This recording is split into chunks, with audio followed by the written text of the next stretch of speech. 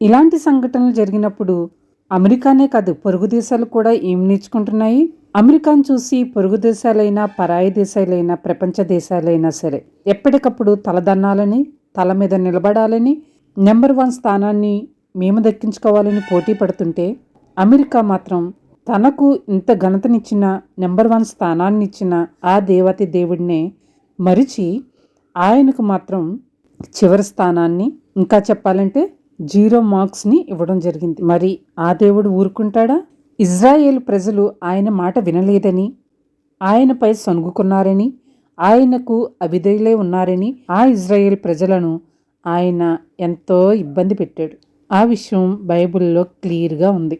ఆ దేవాతి దేవుని గురించి తెలియని వారు మాట్లాడితే, కించపరిస్తే, అవమానపరిస్తే ఊరుకుంటాడేమో కానీ ఆయన గురించి, ఆయన శక్తుల గురించి, ఆయన ఉనికిని గురించి, ఆయన ప్రతిభ గురించి తెలిసిన ఆ అమెరికా ఆయనకు 0 స్థానాన్ని ఇస్తే ఊరుకుంటాడా?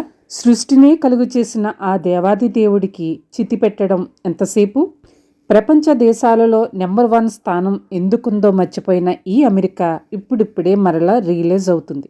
ఏ మనిషి అయినా, ఏ దేశం వాడైనా సరే ఒక్కసారి అమెరికా వెళ్ళాలని, అమెరికాను చూడాలని, అమెరికాలో ఉండాలని కలలుగనే దేశం ఆ దేశం. అలాంటి దేశాన్ని, ఆ దేశం కలిగి ఉన్న దేవుణ్ణి ఎంతోమంది ఎన్నో రకాలుగా కించపరుస్తూ, అవమానపరుస్తూ, అవహేళన చేస్తూ వస్తున్నారు.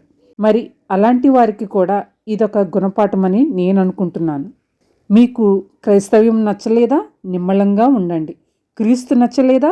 నిమ్మళంగా ఉండండి. క్రీస్తును ఎరిగిన వారు, క్రీస్తును ఫాలో అవుతున్నవారు మీకు నచ్చట్లేదా? దూరంగా ఉండండి. అంతేకాని నోటికొచ్చినట్లు వెనక ముందు ఆలోచించకుండా దారుణాతి దారుణంగా అవహేళన చేస్తున్నారా? అవమానిస్తున్నారా? కించపరుస్తున్నారా? అయితే మీ అందరికీ అమెరికానే మంచి సమాధానం చూపించింది. రోషం కలిగిన దేవుడు యేసుక్రీస్తు అంటే ఎప్పుడూ దయ, కృప, కరుణ కలిగిన దేవుడే కాదు, రోషం కలిగిన దేవుడు. యూదా కొదమ సింహమా అని ఆయనకు పేరు. ఆయనలో ఒక్క క్వాలిటీ మాత్రమే లేదు. ఏ స్థితికైనా చాలిన దేవుడు, సమస్త విషయాల యందు సమర్థుడు ఆయన. అలాంటి దేవుడే చెప్తున్నాడు, ఏ మతాన్ని అయినా, ఏ మనిషినైనా ద్వేషింపకూడదు, దూషింపకూడదు అని. మరి అలా చెప్పిన దేవుడినే దూషిస్తే, ద్వేషిస్తే తగిన ఫలితం అనుభవించాలి కదా. ఈ లోకంలో నివసిస్తున్న మనకు ఎన్నో రోగాలు, ఎన్నో వైరస్లు, మరెన్నో రుగ్మతలు ఎదురవుతున్నాయి. ఇవన్నీ సరిపోవన్నట్టు ఆ దేవాతి దేవుణ్ణి విమర్శించి, దూషించి, ద్వేషించి మరింత శాపాన్ని ఒడిగట్టుకోవాలా? మరి మీరు కూడా జాగ్రత్తగా ఉండి ఆయన ఇచ్చే శాపాన్ని పొందుకోకుండా మీ జీవితాలను కొనసాగించాలని నా మనవి. Praise the lord.